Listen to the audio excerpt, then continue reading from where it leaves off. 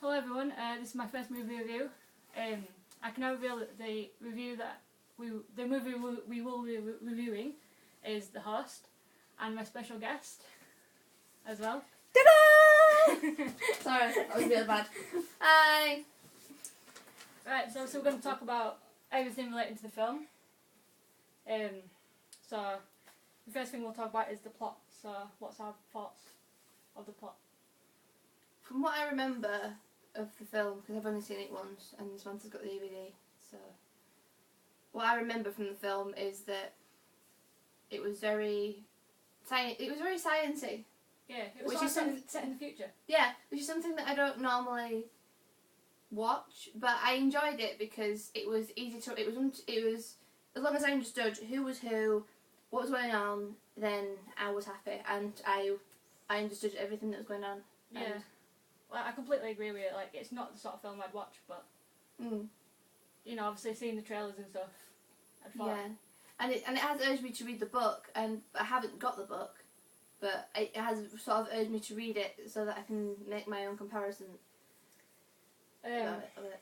Right, so the next thing is the cast. So We have Saoirse Ronan as Melanie and Wanderer.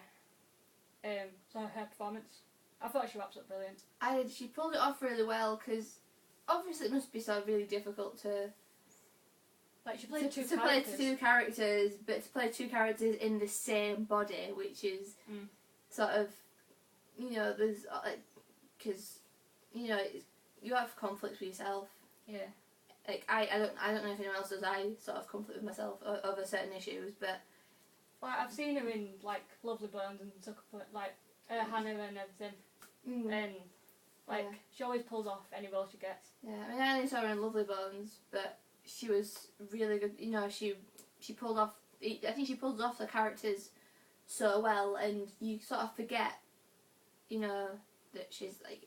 I think the good thing about being an actress is that you completely forget that person's an actress, and you sort of you get lost. And I think that's what films are really about, that you get lost in it, and that's what I like about her performance. Because her performance was really good. How she just Right, Diane Kruger, who played the Seeker. I haven't seen her in anything. I haven't, which is really bad because I probably haven't. Because I probably haven't seen a lot of films with her in them. But what do we think of her performance of the Seeker? I think her performance was very similar to Professor Umbridge in Harry Potter and the Order of the Phoenix. Like, throughout the movie, you sort of hate her. Yeah, you do. I think as an actress, if the actress can make the audience feel that way, then she must be a pretty good actress. Yeah, I mean, because like the actress that plays Professor Umbridge in the Harry Potter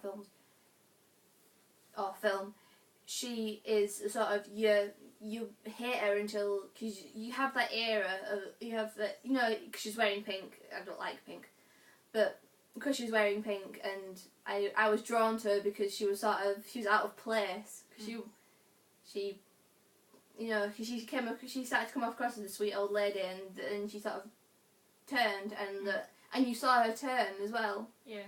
And for an actress to do that, but with this character, she's sort of really. She played her part the whole way through, and she never really sort of. It didn't change, which was I think is a good thing. I think it changed like at the end. It changed at the end, obviously, because you know she had this entity removed from her, so, and then she was human again. So obviously at the end she had to, but through start to finish, you knew you weren't gonna like that character because she was in charge of everything, and then when she like learned about human beings and how we destroy things, and or we tend to like to, then she turned even worse, because it was like, I think it was a control issue she had. I think she wasn't in control, then you know she was like, I can't be bothered with this, and it was like, cannot be bothered. I want to control everything, and my human nature's not really to control everything. I let things happen when it happens. So right, Max Irons. You've seen him in. I've seen him in a BBC production that I've watched, that I'm continuing to watch, which is the White Queen. Sorry, my went blank there. And it's a different, from what I remember of Jared, him playing Jared as the character. It's a lot different from how he's seen in, because obviously when an actor or an actress gets the part of whatever TV show or whatever film, they read it in their characters and they sort of and I always saw Jared just the really sort of sweet sort of, the really nice guy who had turned cold because his girlfriend had been taken over by an alien entity, and then just sort of, and then he turned cold, and you saw that, you see the change. You see how he sort of acts around Wanda at first, and then he changes when he learns about Yeah, because obviously he's scared, and human nature is you get scared if you lose somebody. No matter what, if you think you've lost them or you don't even know that you've lost them yet, you're gonna get, as part of human nature, you're gonna be scared, and you're gonna be really sort of, oh my god, am I ever going to see this person again?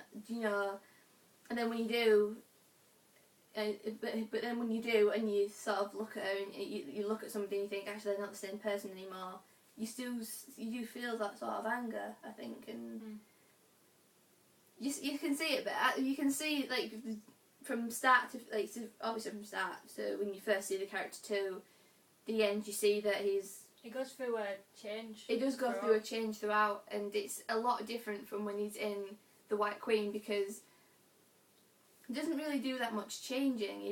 He starts from being the guy who wants everything because he's the king, so he thinks that he can take whatever he wants.